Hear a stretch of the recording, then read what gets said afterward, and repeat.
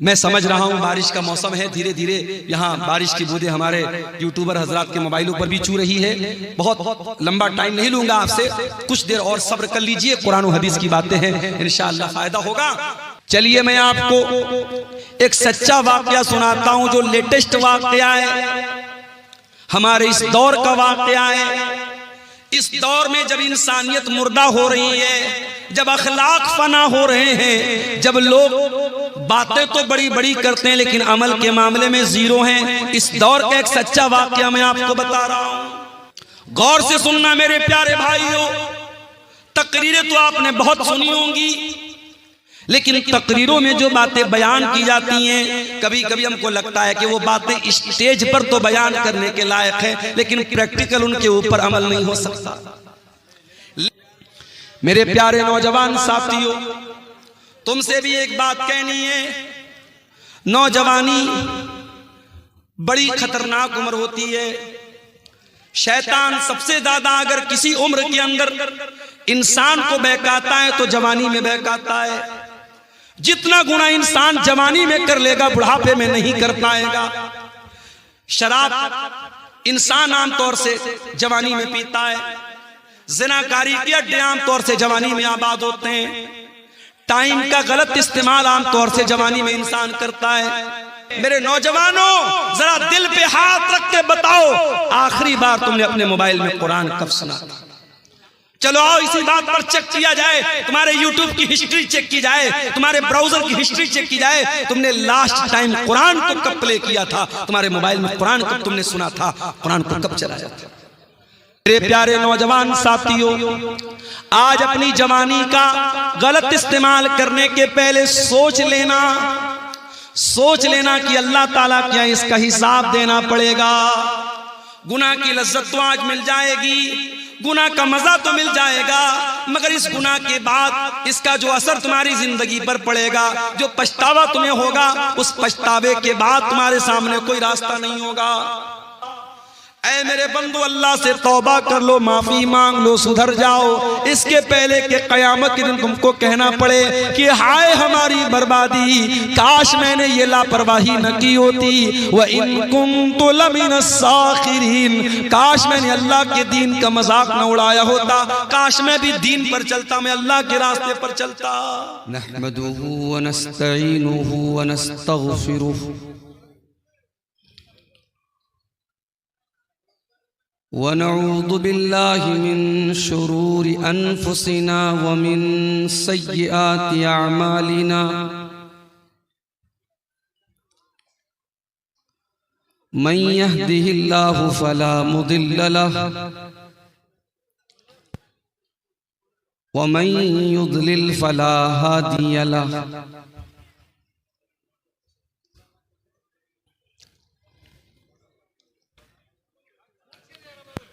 वअशहदु अल्ला इलाहा इल्लल्लाहु वहदहु ला शरीक लहु वअशहदु अन्ना मुहम्मदन अब्दुहु व रसूलुहु। या अय्युहल्लज़ीना आमनुत्तक़ुल्लाहा हक़्क़ तुक़ातिही व ला तमूतुन्न इल्ला व अंतुम मुस्लिमून।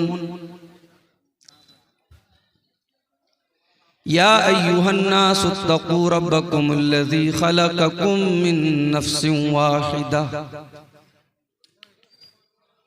व ख़लक़ मिन्हा ज़ौजहा व बस्स मिन्हुमा रिजालन कसीरन व निसाअ वत्तक़ुल्लाहल्लज़ी तसाअलून बिही वल अरहाम इन्नल्लाहा काना अलैकुम रक़ीबा।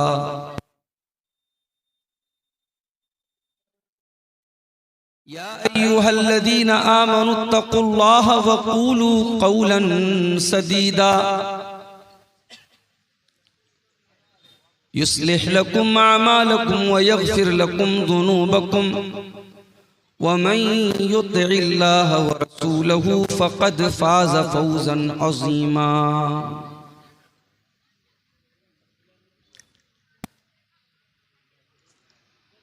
अम्मा बादु फ़इन्ना खैरल हदीस किताबुल्लाह व खैरल हदी हदी मुहम्मदिन सल्लल्लाहु अलैहि वसल्लम व शर्रल उमूरि मुहदतातुहा व कुल्ल मुहदततिन बिदअह व कुल्ल बिदअतिन ज़लालह व कुल्ल ज़लालतिन फिन्नार।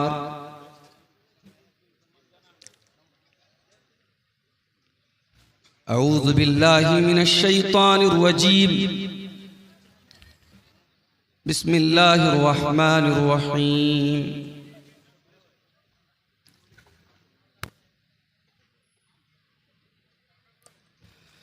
अलम यअनि लिल्लज़ीना आमनू अन तख़शअ क़ुलूबुहुम लिज़िक्रिल्लाहि वमा नज़ल मिनल हक़्क़ वला यकूनू कल्लज़ीना ऊतुल किताब मिन क़ब्लु फ़ताल अलैहिमुल अमद फ़क़सत क़ुलूबुहुम व कसीरुम मिनहुम फ़ासिक़ून। सदर मोहतरम, उलमाए किराम, मोहतरम बुजुर्गों, नौजवान साथियों, माँ और बहनों, प्यारे बच्चों, रात के तकरीबन 2 बजने वाले हैं। मौसम बारिश का बन चुका है। इस इलाके में कल भी कुछ प्रोग्राम थे। मुझे भाइयों ने बताया कि बारिश की वजह से वो प्रोग्राम पूरी तरीके से बर्बाद हो गए, प्रोग्राम नहीं हो पाए। आज का आपका ये प्रोग्राम अल्लाह के फजलो करम से कामयाब प्रोग्राम रहा और रात के 2 बजे भी बारिश के बावजूद और मौसम में ठंडक हो जाने के बावजूद आप हजरात की एक बड़ी तादाद पिंडाल के नीचे मौजूद है। माएँ बहनें भी हमारी बहुत सारी अभी तक मौजूद हैं। ये इस बात की दलील है, इस बात की निशानी है कि आपके दिलों में अल्लाह ताला ने कुरान और हदीस की बातों को सुनने का और उलमा की मोहब्बत का जज्बा अल्लाह ताला ने आपके दिलों में रखा है। हम दुआ करते हैं अल्लाह ताला से, अल्लाह आपके इस जज्बे को कबूल फरमाए और कहने सुनने से ज्यादा हम सबको अमल की तौफीक अता फरमाए, आमीन। मेरे भाइयों, खुतबे मसनूना के बाद कुरान हकीम के 26वें पारे की, माफ कीजिएगा 27वें पारे की सूरतुल हदीद की आयत नंबर 16 मैंने आपके सामने तिलावत की। इस आयत में अल्लाह ताला ने ईमान वालों से क्वेश्चन किया है, एक प्रश्न किया है, एक सवाल किया है। और गौर कीजिएगा, ये आयत 1400 साल पहले नबी की जिंदगी में सहाबे किराम की मौजूदगी में ये आयत उतरी है। जाहिर है कि सहाबे किराम हमारी और आपकी तरह नहीं थे, बड़े मजबूत ईमान वाले लोग थे और इस्लाम के लिए बड़ी कुर्बानी देने वाले लोग थे। अब कुरान की इस आयत में अल्लाह ताला ने जो सवाल किया है, अगर वो सवाल सहाबा से किया जा रहा है जो कि बड़े पक्के ईमान वाले थे, तो हमें और आपको तो और ज्यादा अपने गरेबानों में झांकने की जरूरत है। और इस आयत में अल्लाह ताला ने जो सवाल किया है, उस सवाल के ऊपर हम सबको गौर करने की जरूरत है। आइए पहले हम इस आयत का तर्जमा देखते हैं, इस आयत का मतलब देखते हैं, फिर बात को आगे बढ़ाते हैं। कुरान का 27वां पारा सूरतुल हदीद आयत नंबर 16, आयत नंबर 16। अलम यानि लिल्लज़ीना आमनू अन तख्शा कुलूबुहुम लिज़िक्रिल्लाह। क्या अभी ईमान वालों के लिए वो समय नहीं आया, वो टाइम नहीं आया, वो वक्त नहीं आया? अन तख्शा कुलूबुहुम लिज़िक्रिल्लाह, जब उनके दिल अल्लाह ताला के जिक्र से नरम पड़ जाएं, पिघल जाएं, कांपने लगे। अलम यानि लिल्लज़ीना आमनू अन तख्शा कुलूबुहुम लिज़िक्रिल्लाह। ऐ ईमान वालो, क्या अभी वो समय नहीं आया, वो टाइम नहीं आया, क्या अभी वो वक्त नहीं आया जब तुम्हारे दिल अल्लाह ताला के कलाम को सुनकर के पिघल जाएं, नरम पड़ जाएं? गौर कीजिए, कुरान की आयत सहाबा से सवाल कर रही है, ऐ मेरे नबी के सहाबा, तुम बताओ, कुरान उतर रहा है, नबी के ऊपर कुरान की आयतें उतर रही हैं, क्या अभी वो समय नहीं आया, वो टाइम नहीं आया, वो वक्त नहीं आया जब अल्लाह का कलाम सुन करके तुम्हारे दिल पिघल जाए?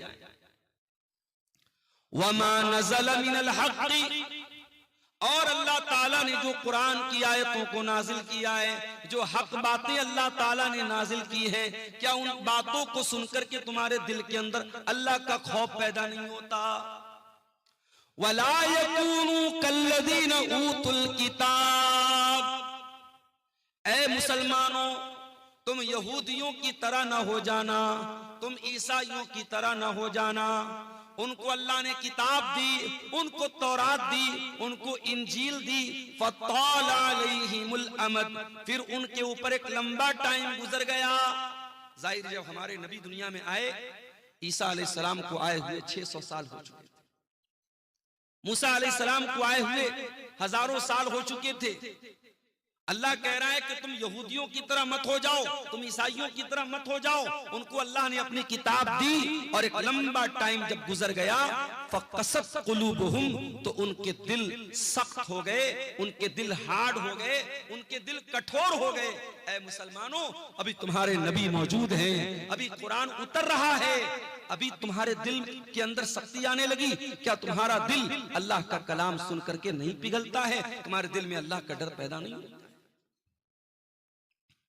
मेरे भाइयों, इस आयत को अपने सामने रखिए और जरा गौर करें, हम सब अपने गरेबानों में झांकें और सोचें कि आज हम कहां खड़े हैं और हमारे दिल का क्या आलम है। इसी सीमांचल के इलाके में अगर मैं ये कहूं कि रोजाना एक नहीं दर्जनों प्रोग्राम हो रहे हैं तो गलत नहीं होगा, मुबालगा नहीं होगा। और हर आदमी अपनी जान पहचान के, अपने रिश्तेदारी के गांव के प्रोग्राम में जा रहा है, उर्दू में, बंगला में तकरीरें सुन रहा है। और जाहिर है जलसे वाले उनकी कोशिश ये होती है कि हम दौर के जमाने के अच्छे मुकर्रिर को, अच्छे वक्ता को लाएं, अच्छे मुकर्रिर को लाएं, उसकी तकरीरें सुने और आपके दिल पर असर हो। लेकिन हम सब मेरे भाइयों अपने दिल पर गौर करें, क्या हमारे दिल के ऊपर कोई असर हो रहा है? अब तो हालात ये हो चुके हैं कि तकरीर और जलसा भी इंटरटेनमेंट और मनोरंजन का एक जरिया बन गया। जाना है जलसे में, थोड़ा सैर व तफरी करना है, थोड़ा घूमना फिरना है, थोड़ा मनोरंजन करना है, मुकर्रिर साहब की तकरीर थोड़ी बहुत सुन लेना है, फिर चले जाना है। और जाहिर है कि ये जो मुकर्रिर हैं, ये जो वक्ता हैं, ये क्या पढ़ रहे हैं? ये कुरान ही तो पढ़ रहे हैं। और ये कुरान वो किताब है जिस किताब के बारे में अल्लाह कुरान के 28वें पारे में कहता है, लौ अंज़लना हाज़ल कुरान अला जबलिन लरअयतहु खाशियम मुतसद्दिअम मिन खशियतिल्लाह। मेरे बंदो, इस कुरान को हमने किसी पहाड़ के ऊपर भी उतारा होता तो पहाड़ भी अल्लाह के खौफ से रेजा रेजा हो जाता, पहाड़ भी अल्लाह के खौफ से चूर चूर हो जाता, चकना चूर हो जाता। हमारे दिल हमारे सीने के अंदर जो दिल है मेरे भाइयों, ये दिल तो बड़ा मुलायम सा दिल है, बड़ा सॉफ्ट सा दिल है, ये तो गोश्त पोस्ट का बना हुआ दिल है। कुरान कहता अगर हम पहाड़ के ऊपर भी कुरान को उतारा, अल्लाह कह रहा हमने कुरान को उतारा होता तो पहाड़ भी अल्लाह के खौफ से रेजा रेजा हो जाता। इसका मतलब ये हुआ अगर कुरान की आयतों को सुनने के बाद भी हमारे दिल के ऊपर कोई असर नहीं पड़ रहा है मेरे भाइयों, इसका मतलब ये हुआ कि हमारे दिल पहाड़ से भी ज्यादा कठोर हो चुके हैं, पत्थर से भी ज्यादा कठोर हो चुके हैं। मेरे भाइयों, आज अल्हम्दुलिल्लाह शेरशाबादी बिरादरी में हम बड़े फख्र के साथ कहते हैं कि साहब हम लोग अहले हदीस हैं। अभी अररिया के किसी सियासी लीडर ने इस बिरादरी के बारे में कुछ नाजेबा बातें कही तो मैंने कल जमात के बड़े उलमा के बयानात देखे कि नहीं साहब ये गलत बात है, हमारी बिरादरी के ऊपर बहुत बड़ा इल्ज़ाम लगाया जा रहा है। हम बड़े फख्र के साथ अपने आप को अहले हदीस कहते हैं, लेकिन कभी हमने गौर किया कि अहले हदीस का मतलब क्या होता है? क्या सीने पर हाथ बांध लेना, आमीन जोर से बोल लेना, नमाज में रफुल यदैन कर लेना, 8 रकात तरावी पढ़ लेना, क्या यही पहचान है अहले हदीस की? नहीं मेरे भाई, हमने अहले हदीस का मतलब नहीं समझा। अहले हदीस उस इंसान को बोलते हैं जो कुरान और हदीस के ऊपर अमल करता है, सिर्फ जबान से दावा नहीं करता है, अमल करता है, जिसका अखलाक, जिसका किरदार, जिसका कैरेक्टर, जिसका चाल चलन, जिसका चरित्र ये बताता है कि हाँ ये कुरान और हदीस पर चलने वाला है, उस इंसान को अहले हदीस कहते हैं, उस इंसान को सलफी कहते हैं। और आज भी दुनिया में ऐसे लोग हैं कि आप हैरत करेंगे कि क्या ऐसे भी लोग पैदा हो सकते हैं। चलिए मैं आपको एक सच्चा वाकया सुनाता हूं जो लेटेस्ट वाकया है, हमारे इस दौर का वाकया है। इस दौर में जब इंसानियत मुर्दा हो रही है, जब अखलाक फना हो रहे हैं, जब लोग बातें तो बड़ी बड़ी करते हैं लेकिन अमल के मामले में जीरो हैं, इस दौर का एक सच्चा वाकया मैं आपको बता रहा हूं। चलिए मैं आपको मदीना लेके चलता हूं। मदीना के अंदर एक बहुत बड़े आलिम हैं, इस वक्त बहुत बूढ़े हो चुके हैं, उनका नाम है शेख अब्दुल मोहसिन अल अब्बाद हफिज़हुल्लाह, बहुत बड़े आलिम हैं शेख अब्दुल मोहसिन अल अब्बाद। उनको मुहद्दिसे मदीना कहा जाता है, मदीना के बहुत बड़े आलिम हैं, इमाम हैं। उनके बेटे जिनका नाम शेख अब्दुल रज़्ज़ाक अल बद्र है, वो मदीना यूनिवर्सिटी के अंदर हदीस पढ़ाते हैं और मस्जिद नबवी में हदीस का दर्स देते हैं और हजारों नहीं लाखों स्टूडेंट्स उनसे हदीस पढ़ते हैं। शेख अब्दुल रज़्ज़ाक अल बद्र बहुत बड़े आलिम हैं, बहुत बड़े स्कॉलर हैं और उनकी शोहरत इतनी है कि एक मर्तबा वो मलेशिया गए और वहां एक मस्जिद में उनका दर्स था, तो सिर्फ उनके उस दर्स में 1 लाख के करीब तलबा और स्टूडेंट शामिल हुए थे। इतनी बड़ी वो सेलिब्रिटी और इतनी बड़ी शख्सियत है शेख अब्दुल रज़्ज़ाक अल बद्र। शेख अब्दुल रज़्ज़ाक अल बद्र के यहाँ एक आदमी ड्राइविंग का काम करता था, गाड़ी चलाता था, इंडिया के आंध्र प्रदेश के शहर विजयवाड़ा। विजयवाड़ा बहुत मशहूर शहर है आंध्र प्रदेश का। मैं 2 साल वहां रमजान में रहा हूं, बहुत अच्छे लोग हैं, बड़े दीनदार लोग हैं। विजयवाड़ा का एक आदमी सऊदी अरब में शेख अब्दुल रज़्ज़ाक अल बद्र के घर 4 व्हीलर की कार की ड्राइविंग करता था, ड्राइवर था। अब जाहिर है ड्राइवर की हैसियत क्या होती है भाई? ड्राइवर एक मुलाजिम होता है, नौकर होता है, उसको तनख्वाह देते हैं, हमारे यहाँ काम करता है। वो ड्राइवर बीमार पड़ गया, 20 साल तक उसने सर्विस की, फिर बीमार रहने लगा। उसने शेख से माजरत की कि अब मेरी तबीयत खराब रहती है, वो इंडिया वापस चला गया। आज के दौर में एक ड्राइवर गया, दूसरा ड्राइवर चला आया, कौन पूछने जाता है? शेख अब्दुल रज़्ज़ाक अल बद्र अपने उस बूढ़े ड्राइवर को रोजाना तो नहीं, महीने में 3-4 बार कॉल करके उसकी हालचाल पूछते हैं, उसकी तबीयत के बारे में रिपोर्ट लेते हैं। फिर ऐसा मालूम होता है, ऐसा पता चलता है कि वो ड्राइवर ब्रेन हेमरेज का शिकार हो जाता है। उसको ब्रेन हेमरेज हो जाता है, वो कोमा में चला जाता है, हॉस्पिटल के आईसीयू के अंदर वो एडमिट हो जाता है।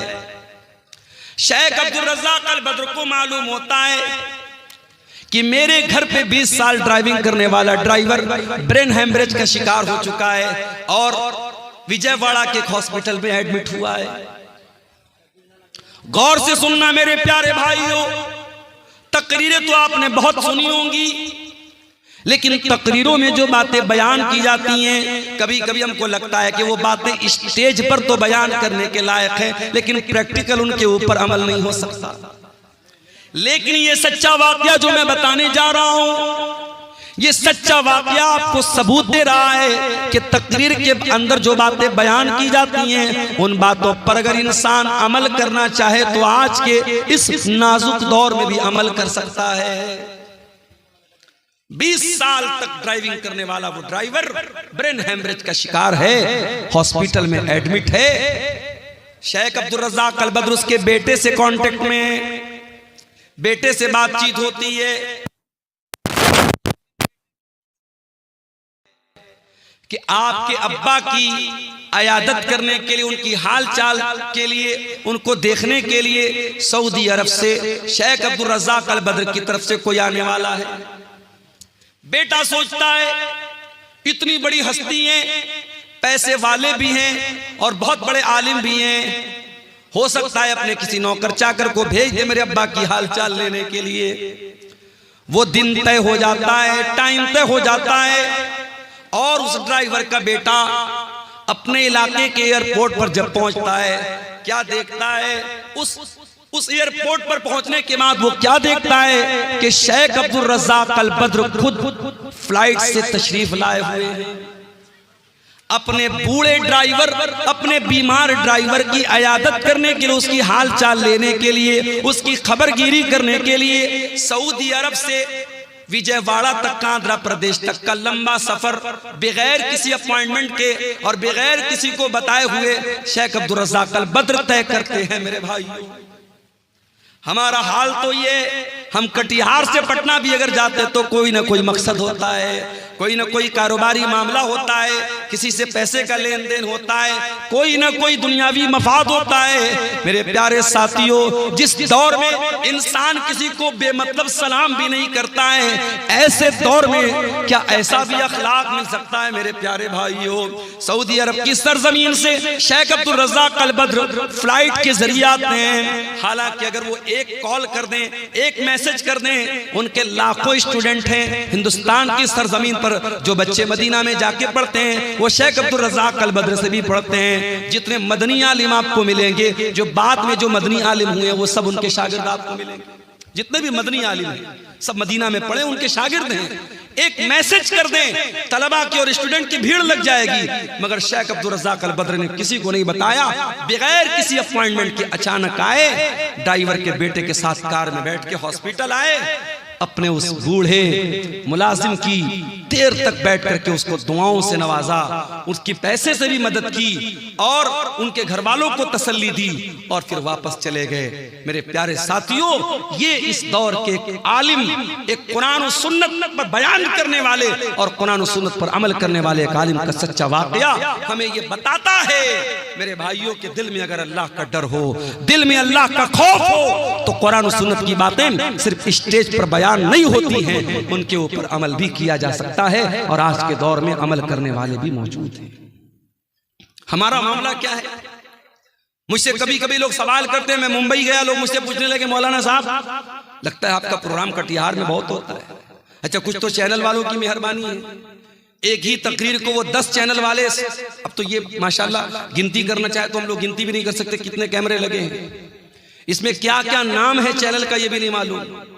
अब तो मैं डरता हूं भाई, कौन सी बात कब निकल जाए और ये चैनल वाले क्या उसको उन्वान दे दें। डॉक्टर जाकिर नायक साहब के बारे में मैंने बड़े अदब के दायरे में, बड़ी तहजीब के दायरे में, इसी सीमांचल में तकरीर में उनकी कुछ बातों से इख्तिलाफ किया।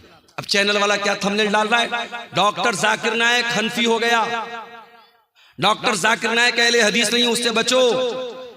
अब लोग मुझसे सवाल कर रहे हैं कि आपने डॉक्टर जाकिर नायक के खिलाफ क्या बोला है, क्या बोला है। मैंने कहा भैया जाके चैनल वालों से पूछो। तो हालात तो ये है, मैं बयान कुछ करता हूं, उस पर रिपोर्ट कुछ लगा देते हैं। तो लोग मुझसे सवाल करते हैं मुंबई वगैरह में कि मौलाना लगता है आपका प्रोग्राम उधर जो है कटिहार साइड में, सीमांचल साइड में बहुत होता है।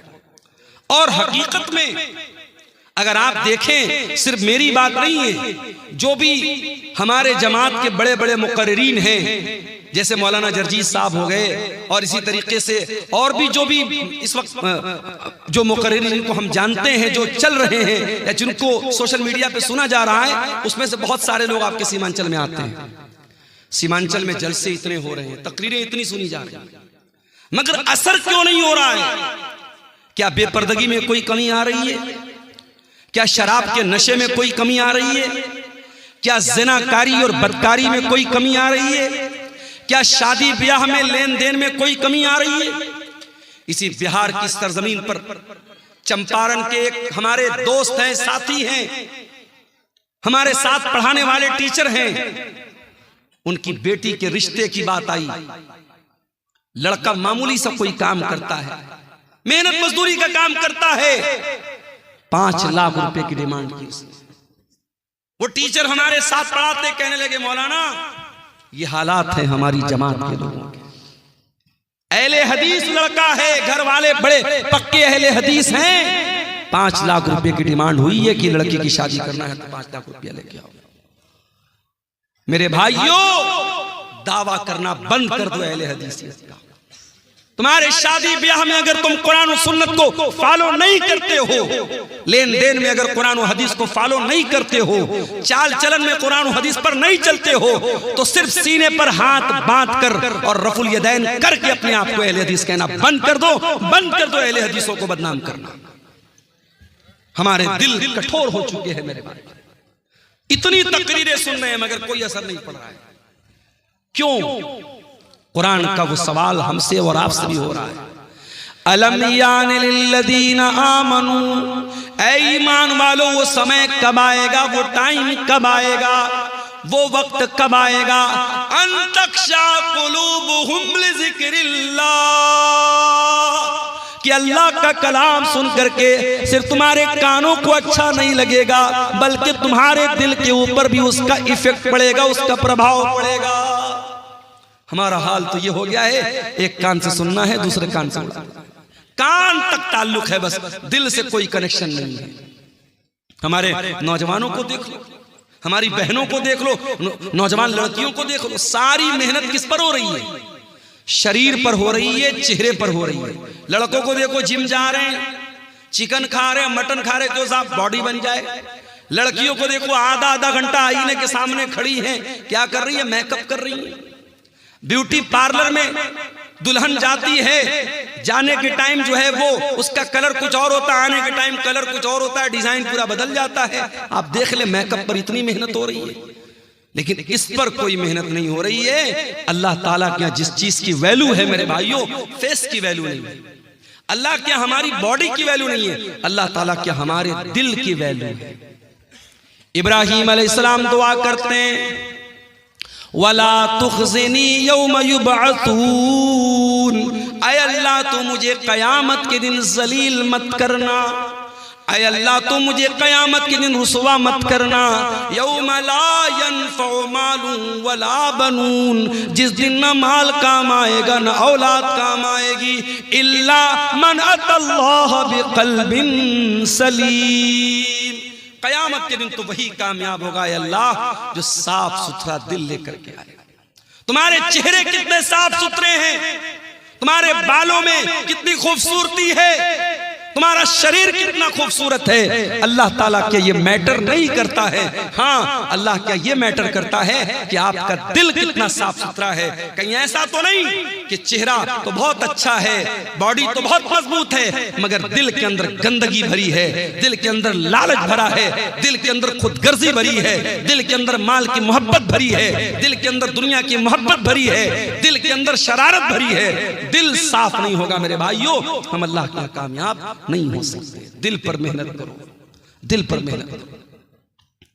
इसीलिए अल्लाह कुरान के पहले पारे में कहता है, यहूदियों का जिक्र करते हुए, जब यहूदियों ने अल्लाह ताला की बहुत नाफरमानी की, बहुत गुनाह किया, अल्लाह ने फरमाया तुम क़सत क़ुलूबुकुम मिन बादि ज़ालिका फ़हिय कल हिजारति औ अशद्दु क़स्वा। ऐ यहूदियों, तुम्हारे दिल पत्थरों से ज्यादा कठोर हो चुके हैं, पत्थरों से ज्यादा सख्त हो चुके हैं। व इन्न मिनल हिजारति लमा यतफज्जरु मिनहुल अन्हार। अरे पत्थर भी कुछ ऐसे होते हैं कि पत्थर के अंदर से नहरें बहती हैं। व इन्न मिन्हा लमा यशक्ककु फयखरुजु मिनहुल मा। पत्थर तो कुछ ऐसे भी होते हैं कि पत्थर पर जब बार बार पानी की बूंदें पड़ती हैं तो पत्थर में सुराख हो जाता है और पत्थर से पानी रिस रिस करके बहने लगता है। ऐ यहूदियों, ऐ अहले किताब, तुमने इतना अल्लाह को नाराज किया है, इतने गलत काम किए हैं, इतने अल्लाह को नाराज करने वाले काम किए हैं कि तुम्हारे दिल तो पत्थरों से ज्यादा सख्त हो गए। कुरान ने तो यहूदियों के बारे में कहा था। माफ करना मेरे भाइयों, हमें और आपको इस आयत को अपने ऊपर भी आज अप्लाई करने की जरूरत है। कहीं ऐसा तो नहीं कि हमारे दिल भी पत्थरों से ज्यादा कठोर हो गए। वही कुरान, जो कुरान डाकू सुनता था तो सुधर जाता था, तौबा कर लेता था। एक डाकू था जिसका नाम था फुज़ैल इब्न अयाज़। उसका काम था डाका डालना, लोगों के मकान में जाके चोरी करना, लोगों का माल हड़प लेना, लोगों का पैसा चोरी कर लेना। एक दिन रात का वक्त था, एक मकान की छत पे जाके कूदता है। रात का सन्नाटा है। फुज़ैल इब्न अयाज़ डाका डालने के लिए, चोरी करने के लिए गया है। एक मकान की छत में कूदता है। दूर से कोई अल्लाह का बंदा अपने घर में बैठ के कुरान की तिलावत कर रहा है। उसकी तिलावत की आवाज फुज़ैल इब्न अयाज़ के कानों में पड़ती है और इत्तेफाक से वो इंसान कुरान की यही आयत पढ़ रहा है, अलम यअनि लिल्लज़ीना आमनू अन तख्शा क़ुलूबुहुम लिज़िक्रिल्लाह। ऐ ईमान वालो, क्या अभी वो समय नहीं आया कि अल्लाह का कलाम सुन करके तुम्हारे दिल पिघल जाएं, तुम्हारे दिल कांप जाएं, तुम्हारे दिल नरम पड़ जाएं।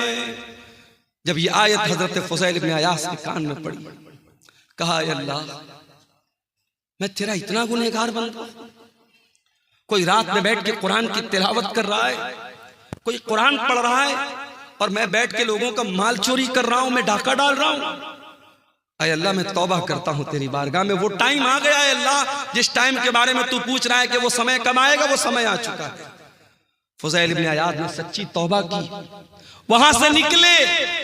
एक जगह अंधेरा था, बारिश का मौसम था, लोग एक जगह रुके हुए थे एक मकान में और आपस में बातें कर रहे थे।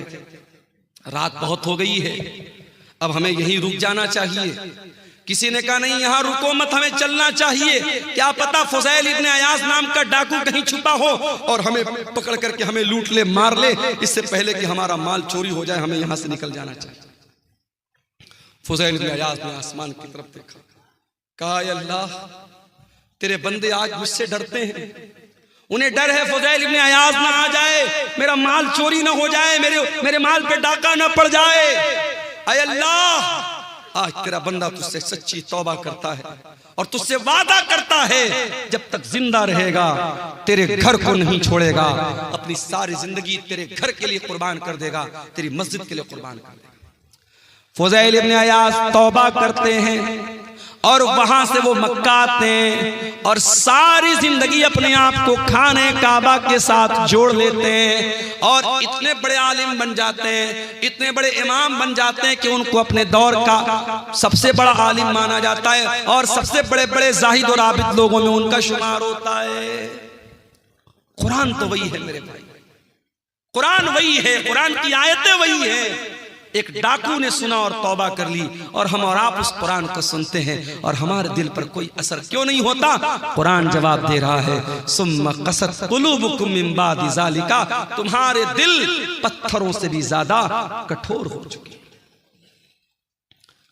इत्तेफाक से रमजान के लास्ट में उम्रा करने का मौका मिला, अल्लाह के फजल व करम से, उसकी तौफीक से। अब उम्रा करने भी जो लोग जाते हैं, अल्लाह माफ करे, अल्लाह रहम करे, उम्रा की बरकत भी धीरे धीरे खत्म हो रही है। वहां भी साहब तवाफ हो रहा है, साथ में सेल्फी ली जा रही है। अब बॉलीवुड की बड़ी बड़ी हीरोइनें साहब सारी जिंदगी वो नंगापन करती रही, नाचती रही, गाती रही। अब वो अपने गुनाहों को धोने के लिए क्या कर रही, उम्रा करने जा रही है। उम्रा करने गई, अब वहां क्या है साहब, फोटो शूट हो रहा है। मदीना के अंदर पहुंची तो जो बड़ी बड़ी छतरी लगी है मस्जिद नबवी के अंदर, उसके नीचे, मैं एक बॉलीवुड की हीरोइन नाम नहीं लूंगा वरना चैनल वाले भी फटफट से थंबनेल डाल देंगे, वो बेचारी जाके वहां फोटो शूट कर रही है और आकर के फिर अपना फिल्में बनाने लगी। फिर वो सारे काम जो फिल्मी दुनिया के हो रहे थे वो होने लगे। अब धीरे धीरे उम्रा और हज की रूहानियत भी मेरे भाइयों खत्म हो रही है। पहले वो दौर था लोग जब उम्रा करने जाते थे, हज करने जाते थे, जब वापस लौटते थे तो दिल की दुनिया बदल जाती थी, दिल की दुनिया बदल जाती थी, एक चेंजिंग आ जाती थी, एक परिवर्तन आ जाता था। आज कोई परिवर्तन नहीं आ रहा है। आज पैसा वाला है, चलो भाई चलो, जैसे लोग पिकनिक मनाने जाते हैं, कोई मुंबई जाता है, कोई कोलकाता जाता है, कोई दिल्ली जाता है, चलो हम उम्रा करके चले आए। अब उम्रा को भी लोगों ने पिकनिक बना दिया है। सच्चे दिल से कोई उम्रा करे, अगर कोई अपने हलाल कमाई से और सच्चे दिल से कोई हज और उम्रा करे, अल्लाह के नबी ने फरमाया कि लगातार हज और उम्रा करने से इंसान के गुनाह मिट जाते हैं और इंसान की गुर्बत और फक्र व फाका खत्म होता है, इंसान के माल में बरकत होती है।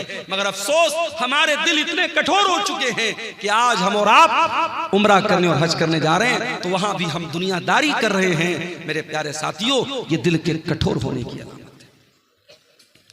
हरम के अंदर आज भी जब कुरान पढ़ा जाता है, अल्लाह की कसम खा करके कहता हूं, आप बिहार के सीमांचल के रहने वाले, आपको अरबी जबान तो नहीं आती होगी आमतौर से, आप अरबी जबान का मतलब नहीं जानते होंगे, मगर इमाम जब हरम के अंदर कुरान पढ़ता है ऐसा लगता है कि कुरान हमारे दिलों को चीर रहा है। जब अजाब की आयतें आने लगती हैं, जब जहन्नम की आयतें आने लगती हैं और हरम का इमाम उस आयत के ऊपर रोने लगता है, मैं देखता हूँ मुसल्लियान भी रोने लगते हैं, मैं देखता हूँ उसमें अफ्रीका का काला भी रो रहा है, उसमें यूरोप का गोरा भी रो रहा है, उसमें बांग्लादेश का बंगाली भी रो रहा है, उसमें इंडिया का इंडियन भी रो रहा है। जिनकी जबान अरबी नहीं है, जिनको अरबी जबान नहीं आती है, जो अरबी जबान को नहीं समझते, मगर कुरान की ऐसी कैफियत है मेरे भाइयों, कुरान का ऐसा असर है कि कुरान डायरेक्ट दिल पर असर करता है। इसलिए मैं अक्सर अपने नौजवानों से कहता हूं कि क्या म्यूजिक के चक्कर में पड़े हो, कार चला रहे हो म्यूजिक बजा रहे हो। अभी मेरा एक प्रोग्राम था दरभंगा में, अब ड्राइवर बेचारा गैर मुस्लिम था, रात का टाइम था, मुझे जल्दी निकलना भी था, सुबह क्लास भी करनी थी। ड्राइवर ने कहा मौलाना साहब अगर इजाजत हो तो गाना बजा लो। मैंने कहा भाई तो बड़ा गड़बड़ मामला है यार, अब तो मुझसे गाना बजाने की इजाजत मांग रहे हो। मैंने कहा देखिए रात का समय है, आपको भी नींद लग रही, तकरीर करके आप थके हारे हैं, और मैं अगर कुछ बजाऊंगा नहीं तो मुझे भी नींद आने लगेगी, फिर एक्सीडेंट हो सकता है। मैंने कहा अच्छा चलो ठीक है, तुम गाना बजाना चाहते हो बजा लो, हल्की आवाज में बजाओ, मैं पीछे लेट जाता हूं, सो जाता हूं। तो ये गैर मुस्लिम कर रहा है, चलो भाई उसका कोई इस्लाम से ताल्लुक नहीं है, मगर मुसलमान ड्राइवरों को मैं देखता हूं, मुसलमान लड़कों को देखता हूं, उनके कार का जो साउंड सिस्टम होता है उसमें अगर कभी कभी ऐसा भी होता है ना, मेरे सामने तो गाना नहीं बजाते, कभी कभी गलती से बजने लगते जल्दी से बंद कर देते। तो गाना बजा रहा है आज हमारा नौजवान, ये नहीं सोचता है अगर कार चलाते हुए अल्लाह ना करे एक्सीडेंट हो गया, मौत आ गई, उसी हाल में हम मर गए, तो कयामत के दिन जब हम उठेंगे तो उस दिन भी गाना सुनते हुए और गाना बजाते हुए उठेंगे। ये कितनी बदनसीबी की मौत होगी, कितने अफसोस की मौत होगी। कानों में ईयरफोन ठूस के और कानों में एयरपोर्ट ठूस करके वो गाना सुन रहा है, अल्लाह ना करे उसी हाल में अगर रूह निकल गई और दिल की धड़कन बंद होगी तो क्या हाल होगा तेरा। इसलिए कि अल्लाह के नबी फरमाते हैं इन्नल अब्द युबास वाला मा मात अलैहि, बंदा जिस हाल में मरेगा उसी हाल में कयामत के दिन उठाया जाएगा।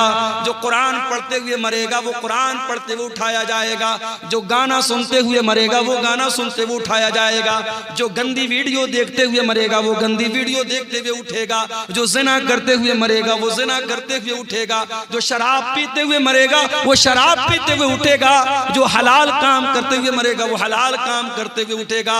हत्ता के अगर कोई हाजी हज करने गया है, अल्लाह के नबी ने फरमाया अगर इहराम की हालत में हाजी का इंतकाल हो जाए तो उसको अलग से कोई कफन पहनाने की जरूरत नहीं है, उसी इहराम के कपड़े में उसे कफना दो, इसलिए कि कयामत के दिन वो हाजी जब उठेगा तो उसी इहराम के कपड़े में उठेगा और लब्बैक अल्लाहुम्मा लब्बैक कहते हुए उठेगा। मेरे साथियों, अगर आपको गाना और म्यूजिक से प्यार और मोहब्बत है और आपके दिल को गाने की आवाज से सुकून मिलता है, म्यूजिक से सुकून मिलता है, तो ये इस बात की पहचान है कि दिल के अंदर ईमान बहुत कमजोर हो चुका है, दिल मुर्दा हो रहा है। इसलिए कि कुरान कहता है अला बिज़िक्रिल्लाहि तत्मइन्नुल कुलूब, ईमान वालों के दिल को तो अल्लाह के जिक्र से सुकून मिलता है, ईमान वालों के दिलों को तो कुरान से सुकून मिलता है।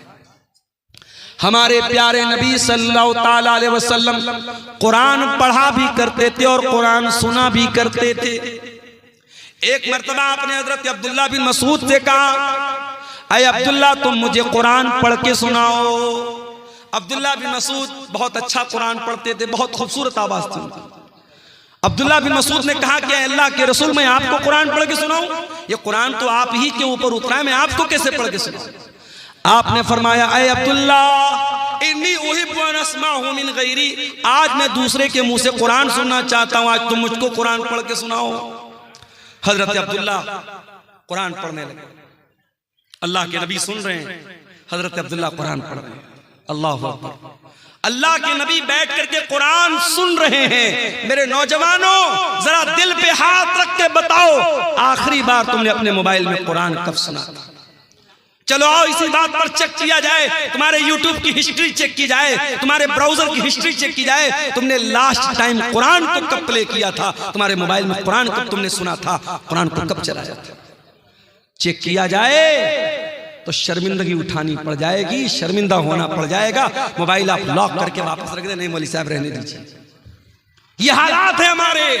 हमारा नौजवान आज कुरान को न पढ़ता है न सुनता है। तुम्हारे नबी का हाल ये है, नबी कुरान सुन रहे हैं, हजरत अब्दुल्ला कुरान पढ़ रहे हैं।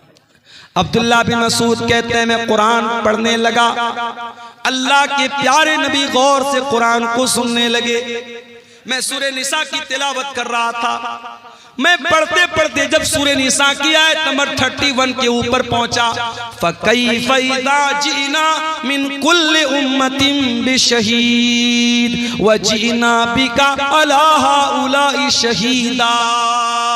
ऐ नबी, उस वक्त आपका क्या हाल होगा जब हम हर उम्मत के ऊपर से गवाह लाएंगे, और ऐ नबी हम आपकी उम्मत पर आपको गवाह बनाएंगे। जब इस आयत पर मैं पहुंचा, अल्लाह के नबी ने कहा हस्बुकलान, ऐ अब्दुल्ला अब रुक जाओ, अब बस कर दो, अब रुक जाओ, स्टॉप कर दो। हजरत अब्दुल्ला बिन मसूद कहते हैं मैंने नजरों को उठा करके देखा कि अल्लाह के नबी मुझको क्यों रोक रहे हैं, क्यों मना कर रहे हैं। फैजा ऐनाहु तजरीफान, मैंने क्या देखा कि अल्लाह के नबी की आंखों से आंसू बह रहे हैं, अल्लाह के नबी रो रहे हैं, अल्लाह के नबी की आंखों से आंसू बह रहे हैं। वो जिम्मेदारी का जो एहसास आपको हुआ, जो जिम्मेदारी कयामत के दिन आपके कंधों पर डाली जाएगी, उस जिम्मेदारी को याद करके अल्लाह के नबी रो रहे हैं। नबी तो रोए अपनी जिम्मेदारी को याद करके, और हम और आप बस इसी पर फख्र करें कि साहब हम तो अहले हदीस हैं, जन्नत हमारे बाप की है, जन्नत का सर्टिफिकेट हम लेके बैठे हैं। हम और आप कभी हमें कुरान पढ़ करके और सुन करके हमें रोने की नौबत हमें नहीं आती। मेरे भाइयों, ये आंखें खुश्क हैं मौला, इन्हें रोना नहीं आता। ये आंखें खुश्क है मौला, इन्हें रोना नहीं आता। कभी गौर करो मेरे भाइयों, आखिरी बार आपकी आंखों से आंसू अल्लाह के खौफ से कब निकले? किसी के मरने पे निकले होंगे, कोई तकलीफ हुई होगी निकले होंगे, कोई दर्द हुआ होगा निकले होंगे, मगर इन आंसुओं से अल्लाह के खौफ से आंसू कब निकला था? जरा सोचना मेरे भाइयों, जरा हम सब अपने गिरेबान में झांकें और सोचें अल्लाह के खौफ से आंसू कब निकला था। अल्लाह के नबी फरमाते हैं लैसा शैउन अहब्बु इलल्लाहि मिन क़त्रतैन, अल्लाह ताला को दो कतरे बहुत पसंद हैं, दो कतरे अल्लाह ताला को बहुत पसंद हैं। कतरतु दुमुइन मिन खशियतिल्लाह, एक आंसू का कतरा जो इंसान की आंखों से अल्लाह के खौफ से निकलता है, अल्लाह के डर से निकलता है, वो आंसू के कतरे अल्लाह ताला को बहुत पसंद है। वह कतरतु दमिन तुहराक़ु फी सबीलिल्लाह, और दूसरा वो खून का कतरा जो अल्लाह की राह में बहाया जाता है, अल्लाह की राह में शहीद होने वाला, अल्लाह की राह में जिहाद करने वाला, अल्लाह की राह में लड़ने वाला, उसके खून के कतरे अल्लाह ताला को बहुत पसंद है। वो आंसू जो अल्लाह के खौफ से निकलते हैं मेरे भाई, वो आंसू अल्लाह को बहुत पसंद है। अल्लाह के प्यारे नबी फरमाते हैं, बुखारी और मुस्लिम की रिवायत है, कयामत का दिन होगा, सूरज 1 मील की दूरी पर होगा, लोग गर्मी से पसीने से बेहाल होंगे। सबअतुन युज़िल्लुहुमुल्लाह, 7 तरीके के बंदे अल्लाह ताला के ऐसे होंगे जिनको अल्लाह ताला अपने अर्श का साया देगा। उन 7 खुशनसीब बंदों में एक बंदा वो भी होगा, वरजुलुन ज़करल्लाह खालियन फफ़ाज़त ऐना, अल्लाह का वो बंदा जिसने तन्हाई में, अकेले में, बंद कमरे में बैठ करके अल्लाह को याद किया, अपने गुनाहों को याद किया, अपने पापों को याद किया, अपनी नाफरमानियों को याद किया, और उसकी आंखों से आंसू बह पड़े, वो रोने लगा। उस अल्लाह के खौफ से बहने वाले आंसू को अल्लाह ताला कयामत के दिन उनकी लाज रखेगा, और उस इंसान को अल्लाह ताला कयामत के दिन गर्मी से बचाएगा, सूरज की तपिश से बचाएगा। मेरे भाइयों, मैं फिर से उसी आयत को पढ़ता हूँ जो खुतबे मसनूआ के बाद मैंने पढ़ी थी। कुरान सवाल कर रहा है हमसे और आपसे, अलम यअनि लिल्लज़ीना आमनू अन तख्शा कुलूबुहुम लिज़िक्रिल्लाह, ऐ ईमान वालों, क्या अभी वो समय नहीं आया कि अल्लाह का कलाम सुन करके तुम्हारे दिल पिघल जाए। मेरे प्यारे नौजवान साथियों, तुमसे भी एक बात कहनी है, नौजवानी बड़ी खतरनाक उम्र होती है। शैतान सबसे ज्यादा अगर किसी उम्र के अंदर इंसान को बहकाता है तो जवानी में बहकाता है। जितना गुना इंसान जवानी में कर लेगा बुढ़ापे में नहीं कर पाएगा। शराब इंसान आमतौर से जवानी में पीता है, ज़िनाकारी के अड्डे आमतौर से जवानी में आबाद होते हैं, टाइम का गलत इस्तेमाल आमतौर से जवानी में इंसान करता है। जब इंसान 50 साल का हो जाता है, 60 साल का हो जाता है, तो ऑटोमेटिक उसको ये एहसास हो जाता है अब तो मरने वाला हूं, अब तो कब्र में जाने वाला हूं, तब तो इंसान ऑटोमेटिक सुधर जाता है। असल जो सुधरने की उम्र है वो तो जवानी की उम्र है, जो तौबा करने की उम्र है, जो अल्लाह से माफी मांगने की उम्र है, माफ करना, वो 20 से 40 साल के बीच की उम्र है। फारसी का एक शायर कहता है, दर जवानी तौबा करदन शेवे पैगंबरी, वक्त पीरी गुर्गे जालिम नीशवत परहेजगार। जवानी में तौबा करना नबियों का तरीका है, बुढ़ापे में तो भेड़िया भी शरीफ बन जाता है। जब पेट में आंत नहीं, मुंह में दांत नहीं, तब शरीफ बन गए तो कौन सा कमाल किया। मेरे प्यारे नौजवान साथियों, आज अपनी जवानी का गलत इस्तेमाल करने के पहले सोच लेना कि अल्लाह ताला क्या इसका हिसाब देना पड़ेगा। गुनाह की लज्जत तो आज मिल जाएगी, गुनाह का मजा तो मिल जाएगा, मगर इस गुनाह के बाद इसका जो असर तुम्हारी जिंदगी पर पड़ेगा, जो पछतावा तुम्हें होगा, उस पछतावे के बाद तुम्हारे सामने कोई रास्ता नहीं होगा। इसलिए कि मेरे नौजवान भाइयों, इस बात की कोई गारंटी नहीं है कि आज आप नौजवान हैं, कल आप बुढ़ापे तक जिंदा रहेंगे। क्या गारंटी? अपनी आंखों से मैंने देखा है, बिल्कुल जवान आदमी, हमारे यूपी के अंदर बनारस से 100 किलोमीटर दूर है इलाहाबाद। इलाहाबाद में बिल्कुल नौजवान यंग लड़का मुझे मिलता है, पेशे से डॉक्टर है, और मेरी आदत है अगर तकरीर में कोई वेल क्वालिफाइड, वेल एजुकेटेड, पढ़ा लिखा अगर इंसान अगर मिलने आता है, मैं बड़ी तवज्जो से मिलता हूं, क्योंकि आज के इस दौर में पढ़े लिखे लोग और जो है समाज में जिनका एक मकाम और स्टेटस है, इस तरीके के लोग अगर प्रोग्राम में आ रहे हैं और उलमा से मिलने आ रहे हैं, ये बड़ी बात है। ऐसे लोगों का हमें वेलकम करना चाहिए, इस्तेकबाल करना चाहिए। नौजवान लड़का है 20-22 साल का, मिलने आता है, मौलाना आपकी तकरीर बहुत शौक से सुनता हूँ, बड़ी मोहब्बत करता हूँ, नंबर का आदान प्रदान होता है, बीच बीच में कभी कभी व्हाट्सएप भी करता है, फेसबुक भी चलाता था वो लड़का। फिर एक दिन उसके फेसबुक पर एक पोस्ट आई, मैं बहुत बीमार हूं, मेरे लिए दुआ कीजिएगा, मैं बहुत बीमार हूं। उसके बाद उस पोस्ट के डालने के बाद तकरीबन 1-2 हफ्ते के बाद खबर आती है कि डॉक्टर फलां साहब जो इलाहाबाद के रहने वाले हैं, ब्लड कैंसर हो गया, इंतकाल हो गया। 1 साल पहले जब वो लड़का मिला था मुझे, उसकी बॉडी को देख करके मैं सोच भी नहीं सकता था कि 1 साल बाद इसके मरने की खबर आई। हम नहीं जानते मेरे भाइयों हमारी मौत का क्या बहाना बनेगा। हमारे उत्तर प्रदेश ही के एक नौजवान आलिम दीन थे मौलाना अब्दुल रहमान सलफी, मुंबई के अंदर एक मस्जिद में इमामत कराते थे। कई प्रोग्रामों में हम लोगों ने साथ में प्रोग्राम किया, बंगाल में और इसी तरीके से मुंबई में।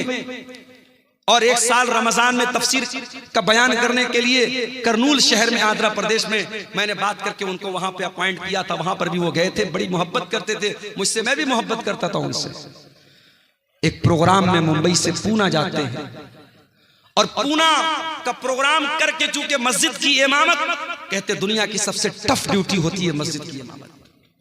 दुनिया की और ड्यूटी में 8 घंटा ड्यूटी करना है, 10 घंटा ड्यूटी करना है, 12 घंटा ड्यूटी करना है, मगर मस्जिद के इमाम को 24 घंटे ड्यूटी करना है। फजर की नमाज में सारा मोहल्ला ना आए कोई मसला नहीं है, मौलवी साहब क्यों नहीं आए, मौलवी साहब क्यों नहीं आए।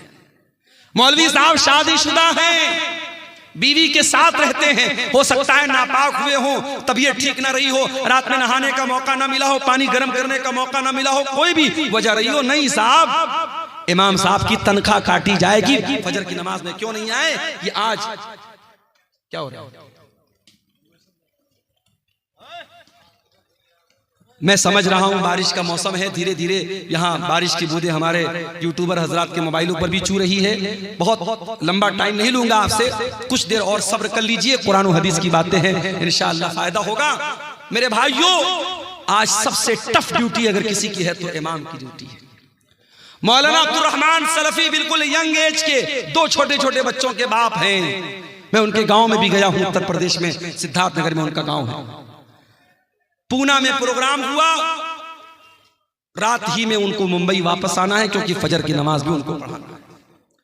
वहां मुंबई और पूना के बीच में टैक्सी चलती है और बड़ी स्पीड में वो टैक्सी वाले चलाते हैं क्योंकि उनको रात में जल्दी जल्दी मुंबई से पूना, पूना से मुंबई करना रहता है, ज्यादा पैसा कमाना रहता है। ड्राइवर ने बेहिसाब गाड़ी चलाई, बड़ी स्पीड में गाड़ी चल रही थी, 100-150 की स्पीड में गाड़ी चल रही थी। एक जगह रास्ते में जो डिवाइडर होता है, उस डिवाइडर में ले जाके ड्राइवर ने पूरी स्पीड में गाड़ी ठोक दी। गाड़ी के अंदर 10 लोगों में से 7 लोग ऑन द स्पॉट इंतकाल कर गए। मौलाना अब्दुल रहमान सलफी अल्लाह रहमत मगफरत फरमाए, ऑन द स्पॉट उनका इंतकाल हो गया, पूरा सर पिचक गया और बड़ी मजलूमाना तरीके से उनकी मौत हो गई। क्या वो पूना जाने के पहले उन्होंने सोचा था कि मेरे साथ ऐसा हो जाएगा? हम नहीं जानते मेरे भाई, कौन सा एक्सीडेंट, कौन सी बीमारी, कौन सा बहाना हमारी जिंदगी की सांसों की डोर को खत्म कर देगा, हमारा दिल धड़कना बंद हो जाएगा। मेरे भाइयों जिंदगी का नाजायज इस्तेमाल मत करो, जवानी की इन घड़ियों का मिसयूज मत करो। इस जवानी में गलत काम करके अगर अल्लाह के चले गए बगैर तौबा किए तो पछताना पड़ेगा मेरे भाई। अनतकूल नफ्सुन या हसरता अला मा फर्रतु फी जंबिल्लाह। ऐ मेरे बंदो अल्लाह से तौबा कर लो, माफी मांग लो, सुधर जाओ, इसके पहले के कयामत के दिन तुमको कहना पड़े कि हाय हमारी बर्बादी, काश मैंने ये लापरवाही न की होती। व इन कुन्तु लमिन साखिरीन, काश मैंने अल्लाह के दीन का मजाक न उड़ाया होता, काश मैं भी दीन पर चलता, मैं अल्लाह के रास्ते पर चलता। मेरे भाइयों कभी बर्फ बेचने वाले को आपने देखा होगा, बर्फ बेचने वाला जितना जल्दी पॉसिबल हो बर्फ बेच के निकल जाना चाहता है क्योंकि जितनी तेजी से उसकी बर्फ पिघलेगी उसका पैसा बर्बाद हो जाएगा। एक आदमी मार्केट में बर्फ बेच रहा था, सुबह से दोपहर हो गई, थोड़ी सी उसकी बर्फ बिकी थी और बड़ी तेजी से दिन गुजर रहा है और बर्फ उसकी पिघलती चली जा रही है। एक आदमी ने देखा कि वो बर्फ बेचने वाला जब दोपहर हो गई और बर्फ नहीं बिक रही है तो वो चिल्लाने लगा और कहने लगा कि ऐ लोगो, इसके पहले कि मेरा कैपिटल खत्म हो जाए, मेरी पूंजी खत्म हो जाए, मेरा सरमाया खत्म हो जाए, मेरी बर्फ को खरीद लो, मेरा बर्फ खरीद लो, इससे पहले कि मैं लुट जाऊं, मैं बर्बाद हो जाऊं। वो आदमी कहता है उस बर्फ बेचने वाले को जब मैंने देखा तब अब मुझे कुरान की इस आयत का मतलब समझ में आया, वल अस्र इन्नल इंसान लफी खुस्र, कसम है जमाने की, बेशक इंसान बहुत बड़े घाटे में है। जो इंसान अपने टाइम की कदर न करे, अपने समय की कदर न करे, अपनी जवानी की कदर न करे, अपने टाइम का सही इस्तेमाल न करे, उससे बड़ा खसारे में और उससे बड़ा नुकसान उठाने वाला मेरे भाइयों कोई नहीं है। आज हमारे नौजवान साथियों को इस पर भी गौर करने की जरूरत है कि आप अपनी जवानी को कहां गुजार।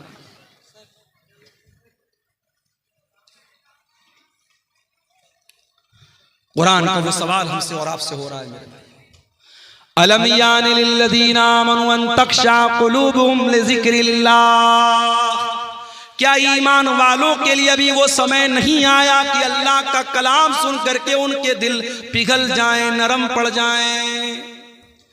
आज हमारे दिल इतने कठोर हो चुके हैं, मुर्दे को दफनाने के लिए कब्रिस्तान में लेकर के जाते हैं, अपने हाथों से कफनाते हैं, दफनाते हैं, मिट्टी देते हैं, फिर भी हमको ये एहसास नहीं होता कि एक दिन हमारे साथ यही होने वाला है। मेरे प्यारे भाइयों, आज बंद कमरे में लाइट को बंद कर दिया जाए, पंखा बंद कर दिया जाए, कमरा बंद कर दिया जाए, चारों तरफ से पैक कर दिया जाए और उस कमरे में हमको रखा जाए, हमारा दम घुटने लगेगा, हम बेचैन हो जाएंगे। ओ लोगों, जरा तसव्वुर करो, जरा गौर करो, कब्र के अंदर जब आप जाएंगे मेरे भाइयों, हम और आप जाएंगे, उस कब्र के अंदर हमें रखा जाएगा और मिट्टी डाल करके लोग चले जाएंगे। न वहां कोई लाइट होगी, न वहां कोई एसी होगा, न वहां कोई कूलर होगा, न वहां कोई पंखा होगा। वहां अगर एसी और कूलर और रोशनी मिलेगी, हमारे ईमान की बदौलत मिलेगी, हमारी नेकियों की बदौलत मिलेगी। मेरे भाइयों, दुनिया में एसी बहुत लगवाया आपने, दुनिया में पंखा बहुत लगवाया आपने, दुनिया में लाइटिंग बहुत लगवाई आपने, कब्र में वो लाइटिंग कैसे मिलेगी? जरा इस पर भी गौर करो मेरे प्यारे साथियों। आज दिल की कठोरता का ये हाल है, दिल की सख्ती का ये हाल है कि कब्रिस्तान में मुर्दे को दफनाने के टाइम भी हमारी आंखों से ना आंसू बहता है, न हमारे दिल पर कोई असर पड़ता है। अल्लाह के प्यारे नबी एक अंसारी सहाबी के जनाजे में जाते हैं, जनाजे को कब्र में उतारा जा रहा है, लाश को कब्र में उतारा जा रहा है और अल्लाह के प्यारे नबी कब्र की एक साइड में बैठे हुए हैं और आपके आसपास सहाबा भी बैठे हुए हैं। अचानक अल्लाह के नबी ने कब्र की तरफ देखा और कब्र में होने वाला जो अजाब है, कब्र में होने वाले जो हालात हैं, उनके बारे में सोच करके अल्लाह के नबी रोने लगे। इतना रोए, हदीस के अल्फाज हत्ता बल्ल सरा, आपके आंसुओं से वो उस जगह की जमीन भीग गई, वहां की मिट्टी भीग गई और आपने उस कब्र की तरफ इशारा करके फरमाया, लिमिस्लि हाज़ा फ़अइदू या इख़वानी, ऐ मेरे सहाबा, इस कब्र की तैयारी करो, यहाँ तुमको जाना है, इस कब्र में तुमको जाना है, यहाँ तुमको हिसाब देना है, तैयारी करना है तो इस कब्र की तैयारी करो। मेरे प्यारे साथियों, आज हालात ये हैं, मैं आपके कटिहार का हाल नहीं जानता, मैं आपके पूर्णिया अररिया का हाल नहीं जानता, मगर बनारस के कब्रिस्तानों में मैंने देखा कि बहुत सारे नौजवान कब्रिस्तान पे बैठकर जुआ खेलते हैं, बहुत सारे नौजवान कब्रिस्तान पे बैठ के शराब पीते हैं, बहुत सारे नौजवान मोबाइल पर गंदी वीडियो देखते हैं। यानी जहां हमारे मुर्दे दफन हैं, जहां अपने अपने अमल के हिसाब से कब्र में उनके साथ मामला हो रहा है, उस कब्रिस्तान में बैठ करके भी आज इंसान अल्लाह को याद नहीं करता है, मौत को याद नहीं करता है। अलम यानि लिल्लज़ीना आमनू अन तख्शा कुलूबुहुम लिज़िक्रिल्लाह, ऐ ईमान वालों, क्या अभी वो समय नहीं आया कि अल्लाह का कलाम सुन करके तुम्हारे दिल पिघल जाए? उस्मान गनी को देखो मेरे प्यारे साथियों, क्या हुआ? थोड़ा धीरे धीरे बात करें। उस्मान गनी कौन है? नबी के दामाद हैं, नबी के दोहरे दामाद हैं, नबी की दो बेटियां इनके निकाह में आई हैं। उस्मान गनी वो उस्मान है, हर मौके पर अल्लाह के दीन के लिए, मस्जिद के लिए, नबी के मदरसे के लिए, नबी के सहाबा को पानी पिलाने के लिए, इस्लाम की राह में लुटाने के लिए उस्मान गनी अपनी दौलत का मुंह खोल देते हैं। उस्मान गनी ने कभी अपने कदम को पीछे नहीं रखा। वो उस्मान गनी जिनका नाम लेकर के नबी ने कहा था मा ज़र्रा उस्मान मा अमिल बादल यौम क़त्तो, उस्मान ने इतना अल्लाह की राह में दे दिया है, उस्मान का कोई गुनाह भी उसका कुछ बिगाड़ नहीं सकता है। वो उस्मान गनी जब कब्रिस्तान से गुजरते थे हज़ारों कतार रोने लगते थे। किसी ने पूछा क्या है उस्मान, क्या बात है, जन्नत की बात आती है तो आप नहीं रोते हैं, जहन्नम की बात आती है तो आप नहीं रोते हैं, कब्रिस्तान को देख करके क्यों रोने लगते हैं? उस्मान गनी कहते हैं ओ लोगो, मैंने अपने प्यारे नबी को ये फरमाते हुए सुना है इन्नल कब्र अव्वलु मंजिल मिन मनाजिलिल आखिरा, ये कब्र आखिरत की पहली सीढ़ी है, कब्र आखिरत की पहली मंजिल है। जिसने इस मंजिल को पार कर लिया उसके लिए आगे की मंजिल आसान है। ऐ लोगों, जब मैं कब्र को देखता हूं मुझे अपनी आखिरत याद आ जाती है और मैं अपने आंसुओं पर कंट्रोल नहीं कर पाता। आज हमें और आपको क्या कब्रिस्तान पे जाके मौत याद आती है? नहीं याद आती। आज तो कब्रिस्तान और कब्र पर भी आज मेला लगता है। आपको यकीन ना आए, मुंबई की हाजी अली की दरगाह पे जाके आप देख लें, यकीन ना आए लखनऊ की देवा की दरगाह पे आप जाके देख लें, यकीन ना आए अंबेडकर नगर बसखारी में कछौचा की दरगाह पे आप जाके देख लें, यकीन ना आए अजमेर में ख्वाजा मोइनुद्दीन चिश्ती अजमेरी की दरगाह पे जाके देख लें। वहां आपको लड़कियां भी नजर आएंगी, लड़के भी नजर आएंगे, शिर्क भी हो रहा है, नजरों का गुनाह भी हो रहा है, बदचलनी और बेहयाई भी हो रही है। आज कब्र पे जाके मौत किसको याद आती है? मेरे प्यारे साथियों, कुरान का सवाल बरकरार है, अलम यानि लिल्लज़ीना आमनू अन तख्शा कुलूबुहुम लिज़िक्रिल्लाह। ऐ ईमान वालों, क्या अभी वो समय नहीं आया कि अल्लाह का कलाम सुन करके तुम्हारे दिल पिघल जाए? आज हमारी रातें गुनाहों में गुजरती हैं। हमारे नबी रातों को रोया करते थे, तहज्जुद की नमाज में आप रोते थे, और एक दिन आप तहज्जुद की नमाज के लिए उठते हैं और फजर की अजान तक आप रोते रहते हैं। और जब हजरत बिलाल आकर के पूछते हैं ऐ अल्लाह के नबी आप इतना क्यों रोते हैं, तो अल्लाह के नबी कहते हैं कि ऐ बिलाल, आज की रात मेरे ऊपर कुरान की ऐसी आयत उतरी है कि इस आयत पर जो गौर करे और जो इस आयत को पढ़े और गौर न करे उसके लिए बर्बादी है। कौन सी आयत थी? सूरह आल इमरान की आयत थी, इन्न फी खल्क़िस समावाति वल अर्दि वख्तिलाफिल लैलि